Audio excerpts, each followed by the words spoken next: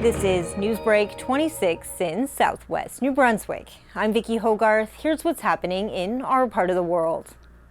The best young curlers in New Brunswick took to the ice at the Heather Curling Club in St. Andrews this past weekend for the 2025 New Brunswick Under-20 Curling Championship. With stakes high and national representation on the line, the competition delivered thrilling matchups, emotional victories, and a story of sibling rivalry that played out in the men's final. The championship, presented by the Jake Thomas Celebrity Curling Classic, ran from February 6th to 9th, bringing together the province's top young talent. On the women's side, the championship title went to Team Forsyth, representing the Capital Winter Club and Curl Moncton, and led by skip Melody Forsyth. It means so much to us. We've been working for this all season, and this is both of our last years, so we really wanted this. So of course it means everything, and we're going to play our hardest at Nationals. But the most gripping moment of the tournament came in the men's final, where it was brother against brother in a battle for provincial glory. Rajan Dalrymple, skip for the team from Gage Curling Club and Curl Moncton, faced off against his younger brother Sahil, skip for the Gage Curling Club team. With family and fans watching closely, Raj ultimately claimed victory. I know my parents are behind the glass and it's hard to pick a side, but I won't shout out any names, but it's very surreal to be able to know that one of us has the opportunity to go.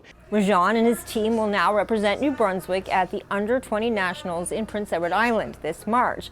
But there's good news for the Dalrymple family. Sahil has earned his own shot at national success, qualifying for the Under-18 National Championship.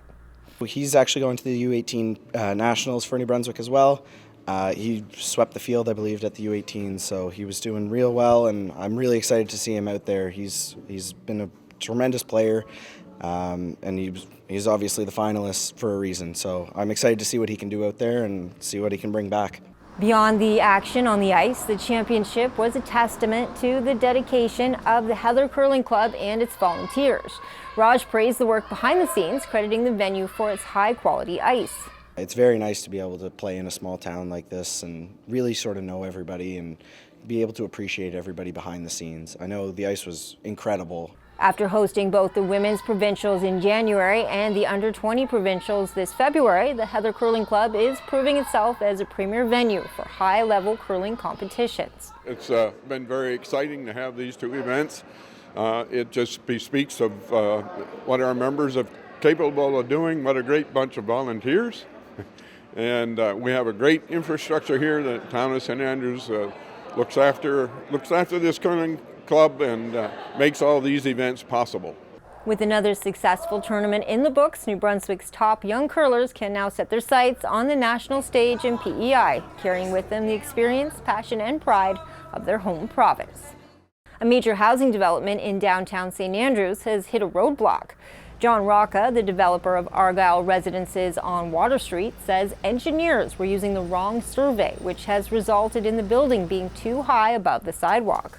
The civil work for this project was done by the engineering firm, unfortunately using the incorrect survey plan. And that problem was discovered after construction started, when the walls were done.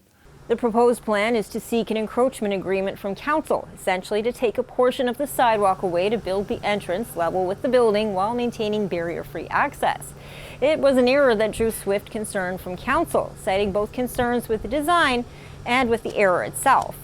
There's a group of us go for coffee every morning across the street from your building, and everybody at the table noticed that the height was above the sidewalk. And that really bothers me, that we as individuals can see this, and yet a whole plant of people working there did not. I definitely think we have to do something about the bricks on the curbside, but I just really see that as being a hazard. The proposed encroachment would likely leave about 1.66 meters for the remaining sidewalk. It's a new, more modern design than is customary to Water Street in downtown St. Andrews. Rocca says redesigning would require a significant project delay and upwards of $200,000. Council discussed several options, including asking the developer to pay for the sidewalk, but only agreed to the encroachment in principle while staff worked towards a resolution. Finally, Premier Susan Holt is leading a group of New Brunswick business leaders to Washington, D.C. this week as the threat of new tariffs from the United States loom. The three-day trip includes meetings with U.S. lawmakers to highlight key industries like energy, seafood, forestry, and agriculture. Businesses taking part include Cook Aquaculture, J.D. Irving Limited, New Brunswick Crab Processors, Mrs. Dunster's, and Potatoes New Brunswick. While in Washington, Holt will also join other Canadian premiers for discussions on strengthening trade with the U.S. That's all the news I have for you. For more stories and online exclusives, visit CHCO TV and the Courier newspaper online at our website, chco.tv. A news and public affairs production of CHCO TV, New Brunswick's only source for independent community television.